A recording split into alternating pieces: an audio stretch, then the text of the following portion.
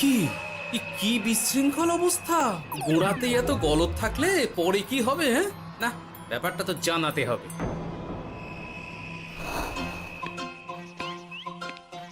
এই তো মহারাজের প্রিয় গোপালও চলে এসেছে। তাহলে এবার সভা শুরু করা যাক মহারাজ। সে আপনি যাই বলুন না কেন মন্ত্রী মশাই, আজ আমার আপনার সাথে ঝগড়া করার কোনো ইচ্ছেই নেই। কেন গোপাল, কি হয়েছে তোমার? কি আর বলি মহারাজ, কৃষ্ণনগরের ভবিষ্যৎ দেখে আমি তো ভাষাই হারিয়ে ফেলেছি। বলো কি, কৃষ্ণনগরের ভবিষ্যৎ? তা শুনি শুনি, খুব ভালো কিছু নিশ্চয়ই। এতে আর শোনার কি আছে মহারাজ, অবশ্যই ভালো হবে। সে কথা তো আমি একবারও বলিনি মন্ত্রী মশাই। আহা গোপাল, ভনিতা না করে বলি ফেলো না দেখি, কি এমন দেখেছো কৃষ্ণনগরের ভবিষ্যৎ? তাহলে শুনুন, কৃষ্ণনগরের ভবিষ্যৎ ঘোর অন্ধকারে, মোটেই ভালো নয়। হ্যাঁ, বলো কি? কৃষ্ণনগরের ভবিষ্যৎ বলতে আমি ছোট ছোট ছেলে মেয়েদের কথাই বলছি। ওরাই তো আমাদের কৃষ্ণনগরের ভবিষ্যৎ। ঠিক কথা, কিন্তু তার সাথে অন্ধকারের কি সম্পর্ক? সম্পর্ক আছে মহারাজ। আজ সকালে রাজসভায় আসার পথে দেখি পাঠশালায় বাচ্চাদের পড়াশোনা বাদে সবই হচ্ছে। তা এরকম চলতে থাকলে কি করে রাজ্যের ভালো হবে বলুন দেখি? না হওয়ারই বা কি আছে শুনি? পড়াশোনার সাথে রাজ্যের ভালো খারাপের কি আছে? সত্যি, মন্ত্রী হয়েও যে আপনি এসব কথা বলেন ভাবলেও অবাক লাগে। গোপাল, মুখ সামলে কথা বলো। আপনিও তাহলে আগে বুঝুন, তারপর কথা বলুন। উফ, আবার শুরু হয়ে গেলে তোমরা। ক্ষমা করবেন মহারাজ, কিন্তু আমি তো কিছু শুরু করিনি। মন্ত্রী মশাই তো না বুঝে কথা বলছেন। আপনি বলুন মহারাজ, বাচ্চারাই তো সমাজের ভবিষ্যৎ। হ্যাঁ, ওরা এখন যা শিখবে সেটাই তো পরে কাজে লাগাবে। ঠিক ঠিক, শিক্ষার গুরুত্ব অনেক, তাকে এত অবহেলা করলে তো চলবে না। সেটাই তো মহারাজ, একে তো সকলে পাঠশালায় আসে না, তার উপর যে কয়জন আসে তাদের মধ্যেও কেউ খেলে বেড়ায়, কেউ ঘুরে বেড়ায়, এসব হয়। বুঝলাম, কিন্তু রাজপণ্ডিত কিছু বলে না। কি করে বলবেন মহারাজ? উনি তো নিজেই ঘুমে ঢুলতে থাকেন। কি? আমি কালই রাজপণ্ডিতের সাথে এই ব্যাপারে কথা বলবো। কিন্তু শুধু রাজপণ্ডিতের সাথে কথা বললেই হবে না মহারাজ, তার সাথে এমন কিছু করতে হবে যাতে ছেলেপুলেরা রোজ পাঠশালায় খুশি মনে এসে পড়াশোনা করে। তার জন্য কি করা যায় বলো তো? আর তোমার কাছে কি কোনো উপায় আছে? থাকলে তো আগেই বলে দিত, এত সময় ধরে অভিযোগ করে যেত নাকি? আচ্ছা, আপনার কাছে কি কোনো উপায় আছে মন্ত্রী মশাই? মানে এখন নেই, ভাবতে হবে। তাহলে একটু চুপ করে থাকুন। ছাড়ো না গোপাল, তুমি বলো। আমি বলছিলাম, ওই বাচ্চাদের পাঠশালার প্রতি আগ্রহ আনার জন্য যদি একবেলা ভাত, ডাল, দুধ, ডিম ইত্যাদি খাওয়ানো যায় তাহলে সেটা কার্যকর হবে বলে মনে হয়। অসম্ভব, রাজ্যের কত খরচ বেড়ে যাবে জানো? তুমি থামো তো মন্ত্রী, সব সময় খালি উল্টো কথা বলা। আমি একদম একমত গোপালের সাথে। কৃষ্ণনগরের উন্নতির জন্য আমি সব করতে রাজি।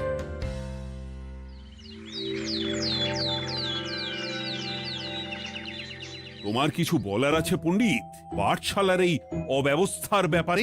আজ্ঞে মহারাজ, অনেক ভোরে উঠি তো, তাই একটু চোখ লেগে যায় আর কি। উফ, চোখ লাগারও আর সময় পেল না তোমার? পড়ানোর সময়ই চোখটা লাগতে হলো। যাই হোক, যা হওয়ার হয়ে গেছে, আর যেন এমন না হয় সেটা কিন্তু মাথায় রেখো। আজ্ঞে মহারাজ, কথা দিচ্ছি আর কোনোদিন পড়ানোর সময় ঘুমোবো না। বেশ, আর মন্ত্রী, তোমার ওপর একটা দায়িত্ব আছে। বলুন মহারাজ। তুমি পাঠশালাতে পড়াশোনা শুরু করতে পারবে এমন বয়সী সকল বাচ্চাদের মোট সংখ্যাটা জেনে কোনো দোকানদারের কাছে গিয়ে সেই পরিমাণ শস্যপাতি আর ডিমের বায়না দিয়ে আসবে। আর হ্যাঁ, একজন ভালো রান্নার ঠাকুর জোগাড় করো। যথাজ্ঞা। আরে বাস, এ তো দারুণ সুযোগ। এই ফাঁকে আমারও কিছু লক্ষ্মী লাভ হতে পারে। গোপাল, তোমারও একটা দায়িত্ব আছে। হ্যাঁ, বলুন মহারাজ। মন্ত্রী যে দোকানদারের কাছে সব জিনিসপত্র বায়না দেবে, সেখান থেকে জিনিসপত্রগুলো নিয়ে তুমি রোজ পাঠশালায় পৌঁছে দেবে, কারণ এসব ব্যাপারে মন্ত্রীর ওপর আমার ভরসা নেই। ঠিক আছে মহারাজ। মহারাজের বেশি বেশি বলে কিনা আমার ওপর ভরসা নেই। সব জোগাড় করব আমি, আর শেষ বাজিটা মারবে গোপাল। আরে না, ভালোই হলো। আমি যদি কিছু করিও তবু দোষ পড়বে গোপালেরই উপর। কি ব্যাপার, মন্ত্রী মশাই কিছু বললো না এটা শুনে? কি ভাবছে এত? ঠিকই বলেছেন মহারাজ, এসব কাজ গোপালই ভালো করতে পারবে। বাবা, ওভাবে কেন বলছো গোপাল? আমিও তো চাই কৃষ্ণনগরের ভালো হোক। বেশ, ভালো হলেই ভালো। শোনো ঠাকুর, তাহলে ওই কথাই রইলো। দেখো যেন কোনো ভুলচুক না হয়। ঠিকঠাক কাজ করলে ভালো বকশিস পাবে, কেমন? হ্যাঁ হুকুম, কোনো ভুল হবে না। পাথর ভেঙে এক বস্তা কাঁকর আমি তৈরি করেই এনেছি, আর অর্ধেক দুধে অর্ধেক জল মেশানো আর ডিম সরানো, এই তো সব হয়ে যাবে। হ্যাঁ, তবে দেখো গোপাল যেন এর টের না পায়। না না হুকুম, দু গোপাল কেন, কাক পক্ষীও টের পাবে না।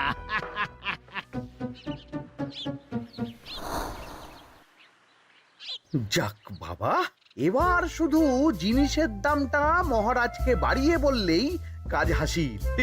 এদিকে অতিরিক্ত মূল্যটাও আমার হবে, আর বাকি জিনিসগুলো বিক্রি করার পর সেই দামও আমারই হবে।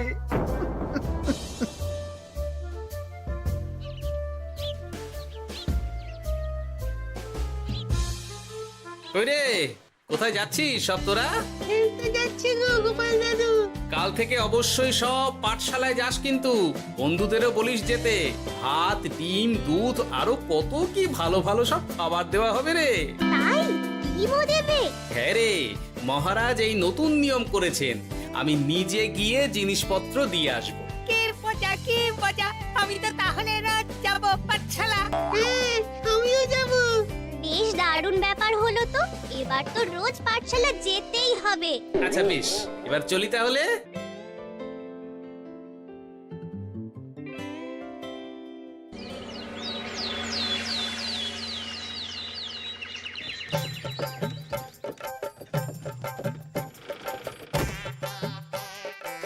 এই নাও গো ঠাকুর, সব জিনিস নিয়ে চলে এসেছি। একবার মিলিয়ে নাও দেখি।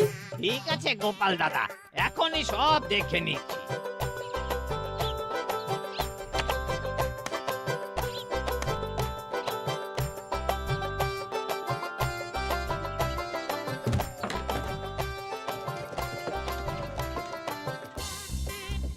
যাক বাবা, গোপাল দাদা গেছে। এবার মন্ত্রী মশাইয়ের কথা মতো সব করলেই কেল্লা ফতে।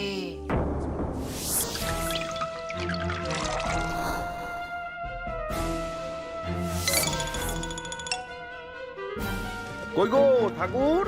এই তো হুকুম, আপনার কথা মতো সব কাজ হয়ে গেছে। ওই দেখুন, ওখানে জিনিসগুলো রাখা আছে, আপনি নিয়ে যেতে পারেন। বাবা বাবা, খুব ভালো, খুব ভালো।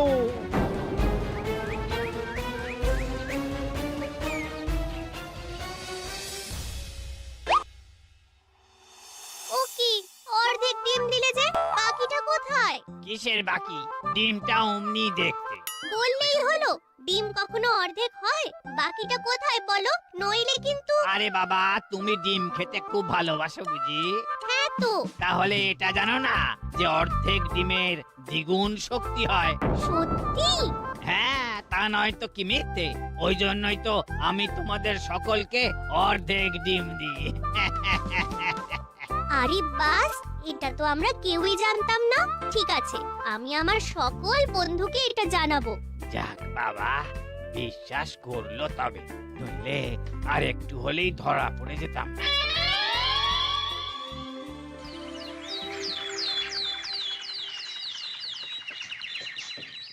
আরে, রান্নার ঠাকুর কারোর সাথে কথা বলছে মনে হচ্ছে। পেছন থেকে দেখে তো মন্ত্রী মশাই বলে মনে হচ্ছে। একটু কাছে গিয়ে দেখি তো কি ব্যাপার।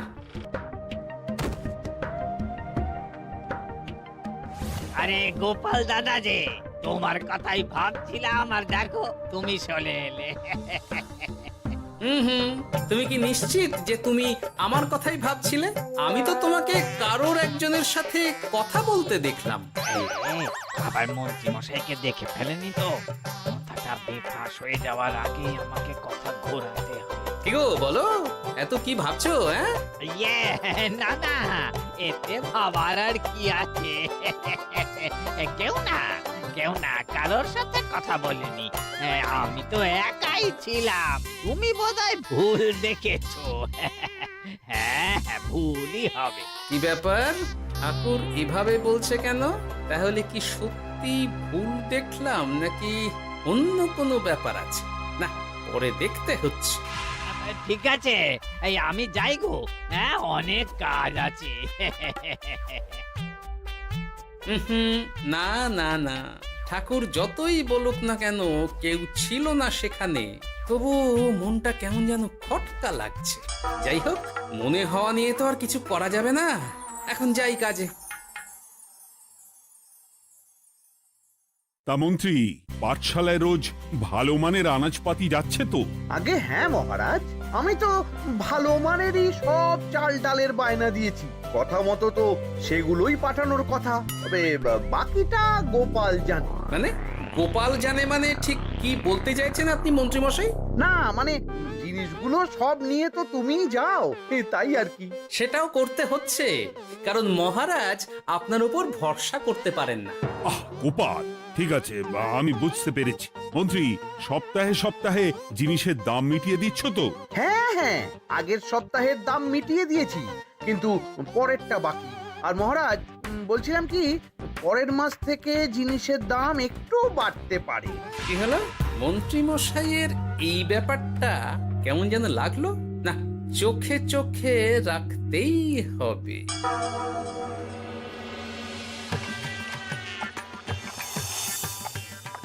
কিরে বুটি, তুই অর্ধেক ডিম খেয়ে বাকি অতটা রেখে দিলি কেন? রান্নাটা ভালো হয়নি বুঝি? না গো দিদা, খুব ভালো হয়েছে। আমি তো আসলে এখন এমনই খাচ্ছি। শিখিরি, কেন রে পুটি? তোর তো ডিম খুব প্রিয় ছিল রে। এখনো ভালো লাগে। তাহলে পুরো ডিম খাচ্ছিস না কেন? এ বাবা, তুমিও জানো না, অর্ধেক ডিমের শক্তি গোটা ডিমের থেকে বেশি, মানে দ্বিগুণ শক্তি। এই বলে কি গো? এই, তোকে এমন কথা কে বলেছে রে? ওমা, কেন? পাঠশালার রান্নার ঠাকুর আমাদের তো রোজ অর্ধেক ডিমই দেয়। ওই জন্য আমি একদিন জিজ্ঞেস করেছিলাম, তখন বলল অর্ধেক ডিমের দ্বিগুণ শক্তি হয়। বলিস কি রে, এতদিন ধরে এসব চলছে? না, মহারাজকে জানাতে হবে।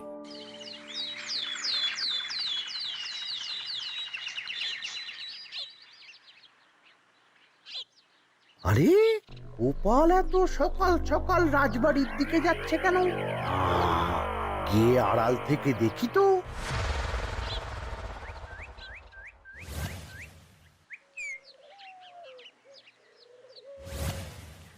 বলো গোপাল, কি হয়েছে?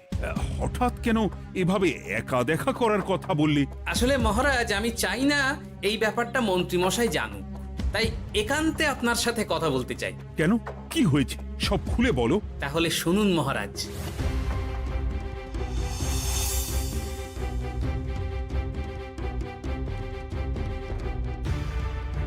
কি সাংঘাতিক ব্যাপার!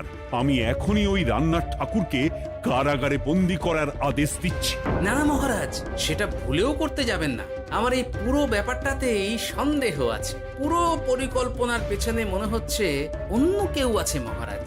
তুমি ঠিক কার কথা বলতে চাইছো? প্রমাণ ছাড়া তো আমি কারো নাম বলতে পারবো না মহারাজ। এই রে, গোপাল বোধহয় সবটা বুঝতে পেরেছে। এবার কি করে নিজেকে বাঁচাই? কি করি? পেয়েছি। শোনো ঠাকুর, এখন কিন্তু মহারাজ সবটা জেনে গেছে। তাই দেখো, যাই হয়ে যাক না কেন, আমার নামটা যেন না আসে, নইলে কিন্তু তোমাকেই রাজ্য ছাড়া হতে হবে। না না হুকুম, দয়া করে এ কাজ করবেন না। আমি মরে গেলেও আপনার নাম নেব না। মাথায় থাকে যেন। বলো বলো, তুমি কেন এমন করেছো? আগে আগে আমি নিজে থেকে এসব করিনি মহারাজ। আমাকে এসব করার জন্য বাধ্য করা হয়েছে। কে তোমাকে সব করতে বলেছে? আগে গোপাল দাদা। কি মিথ্যে কথা। বেশ হয়েছে, এবার ঠেলা বুঝুক গোপাল। দেখলেন মহারাজ, খুব ভরসা করতেন না আপনি গোপালের ওপর? ভাবা যায় তলে তলে এই। মহারাজ, আমি সত্যিই সব কিছু করিনি। আমি যদি এটাতে যুক্ত হতাম তাহলে কি আপনাকে নিজে থেকে এসব জানাতাম? দেখো গোপাল, এখন এসব কথা বলে কোনো লাভ নেই। সবাই জানে তোমার মাথায় কত বুদ্ধি। তুমি ইচ্ছা করে আগে গন্ডগোল করে তারপর সেটা ঢাকতে নিজে থেকে সব বলছো। গোপাল, তুমি সত্যি করেছো কি করনি সেটা কিন্তু তোমাকেই প্রমাণ করতে হবে। এটা যেমন সত্যি যে এসব যে ঘটছে সেটা তুমি আমায় জানিয়েছো প্রথম, তেমনি এটাও সত্যি যে প্রতিদিনের শস্যের বস্তা তুমি নিয়ে যাও পাঠশালায়, তাই তোমাকেও যে সন্দেহের তালিকা থেকে বাদ দেওয়া যাবে না। বেশ, তাহলে আমি প্রমাণ জোগাড় করেই তবে এই রাজসভায় পা দেব।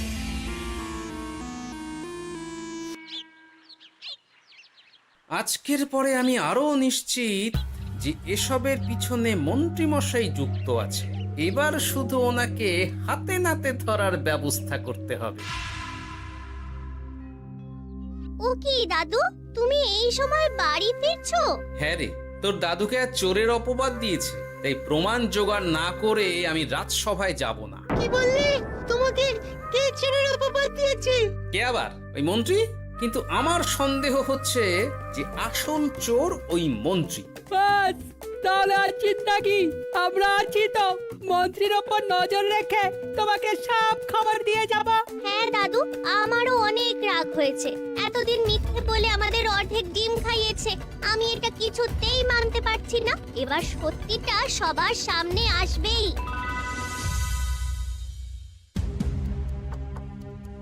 নাও নাও, আজকে চাল ডাল সব এই বস্তাতে আছে। এই নিন আজকের মূল্য। দেখো, অর্থটা কিন্তু বড় কথা নয়। তোমার যে রোজ বিক্রি বাট্টা বেড়ে গেছে, আর তার জন্যই তোমার তো আমাকে মিষ্টি খাওয়ানো উচিত। একদম, আমি কালই আপনাকে মিষ্টি খাওয়াবো, একদম পাকা কথা। তাহলে আজ চলি, কাল দেখা হবে। দেখলি মন্ত্রী মশাই কি বদমাইশ। চল এখনই গিয়ে গোপাল দাদুকে সব বলি।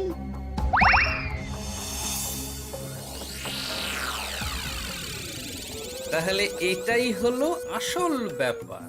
খাওয়াচ্ছি ওকে মিষ্টি। হ্যাঁ গোপাল দাদু, একেবারে আচ্ছা করে দাওয়াই দিও। আচ্ছা শোন, আমার মাথায় একটা বুদ্ধি এসেছে বুঝলি। কাল তোরা ওই পাশের গ্রামের দোকানদারকে কিছু একটা করে আটকে রাখবি, আর আমি সেই সুযোগে মন্ত্রীর সাথে দেখা করব। আচ্ছা, তুমি কোনো চিন্তা করো না। ঠিক আছে, তোরা এখন যা, আমিও একবার মহারাজের সাথে দেখা করে আসি।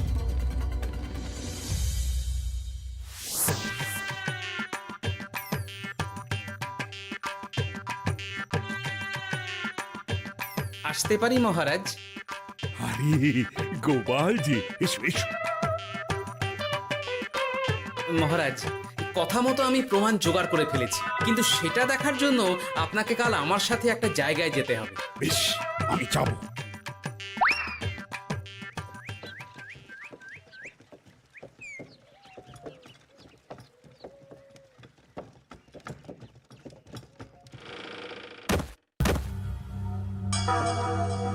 এই কি, তুমি কে? আগে আমি মালিকের খুব বিশ্বস্ত কর্মচারী।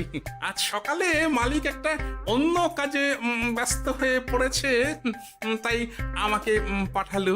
কিন্তু কথা মতো আপনার জন্য মিষ্টি পাঠিয়েছে। এই তাই নাকি?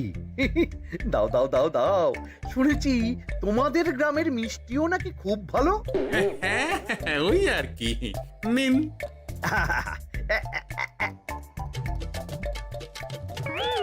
এই, ওরে বাবারে, ওরে বাবারে, মরে গেলাম রে, বাঁচাও। কেমন চলে গেল, লাগছে চলে গেল। মন্ত্রী মশাই?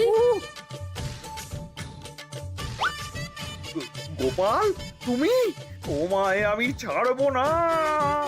এই যে গোপাল দাদু, আসল দোকানদার। এই, আসল দোকানদার? এই রে, এবার কি হবে? এই, তোমার কি আর কিছু বলার আছে মন্ত্রী? তোমার সব কর্মকাণ্ড আমাদের কাছে ফাঁস হয়ে গেছে। তোমার তোমার সাহস কি করে হয় কৃষ্ণনগরের ভবিষ্যতের সাথে এমন করার? ক্ষমা করে দিন মহারাজ, আর হবে না, ক্ষমা করে দিন। না না না না, শাস্তি তো তোমাকে পেতেই হবে। সেপাই, আজ থেকে মন্ত্রীকে রোজ সকালে 100 বার বেতের বাড়ি ও অর্ধেক খাবার দেওয়া হবে। অর্ধেক খাবার? কেন জানেন না? অর্ধেক খেলে দ্বিগুণ শক্তি বাড়ে। ওরে বাবা গো, আমার আমার আমার মাথা ঘুরছে।